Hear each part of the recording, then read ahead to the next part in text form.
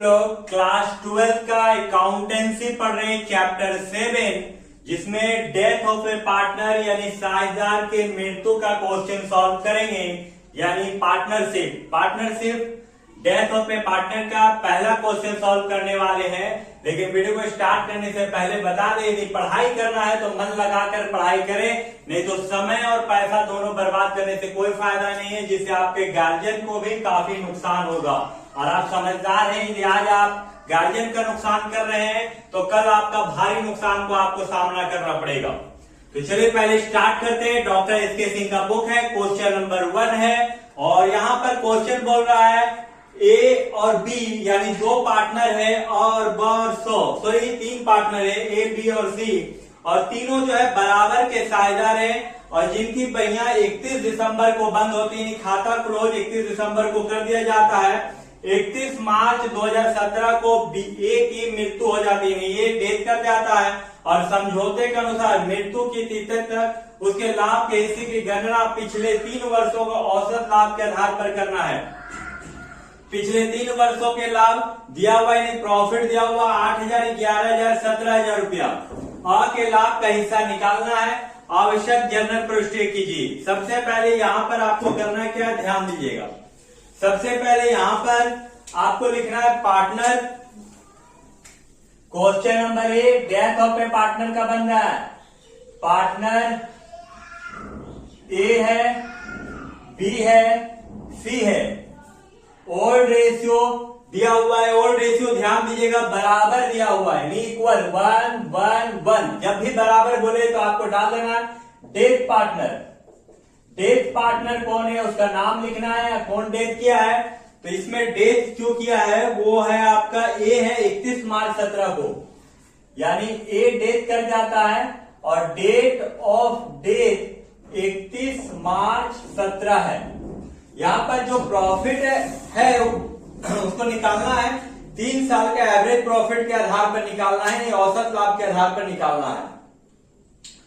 3 वर्षों के लाभ थे और जो भी प्रॉफिट निकालना है वो आपको औसत लाभ के आधार पर। तो यहाँ पर देखिए सबसे पहले हम लोग ईयर लिखेंगे, यहाँ पर प्रॉफिट लिखेंगे, यहाँ पर ईयर और प्रॉफिट लिखेंगे और 1 साल, 2 साल, 3 साल, या टोटल आपका नंबर ऑफ ईयर हो गया जो वो 3 साल है। और प्रॉफिट जो आपका दिया 8,000, 11,000, 17,000, या 8,000, 11,000 और 17,000, 17, 11, 28,000, 36,000। टोटल जो है प्रॉफिट 36,000 है। यदि एवरेज प्रॉफिट निकालेंगे तो 36,000 को 3 से डिवाइड देंगे, 3 साल है तो एवरेज प्रॉफिट आपका निकल जाएगा 12,000 रुपया।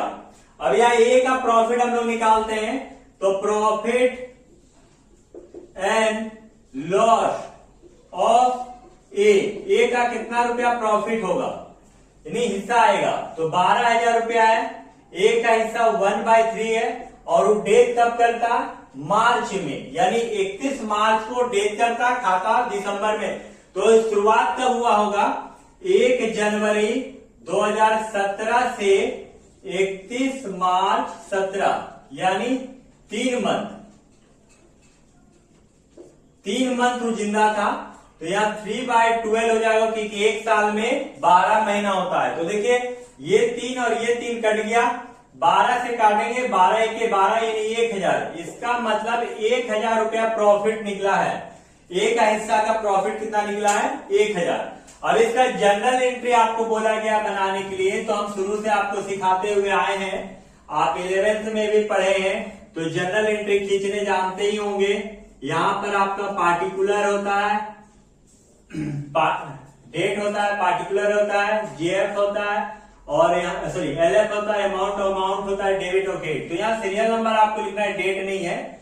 यहाँ पर पार्टिकुलर लिख देना है, ये आपका एलएफ, ये अमाउंट, यहाँ अमाउंट, ये डेबिट हो जाएगा और ये क्रेडिट हो जाएगा। ये जनरल एंट्री ऊपर में लिख देना है। अब यहाँ पर जनरल एंट्री बोला है तो यहाँ पर एंट्री हो जाएगा प्रॉफिट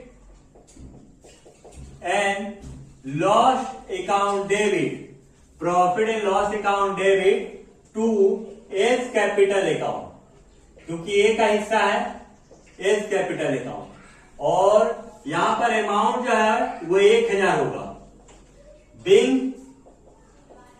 बिंग लिखाएगा profit and loss transfer to a capital account. यदि वीडियो आपको अच्छा लगे तो वीडियो को अपने दोस्तों के साथ शेयर कर दीजिएगा।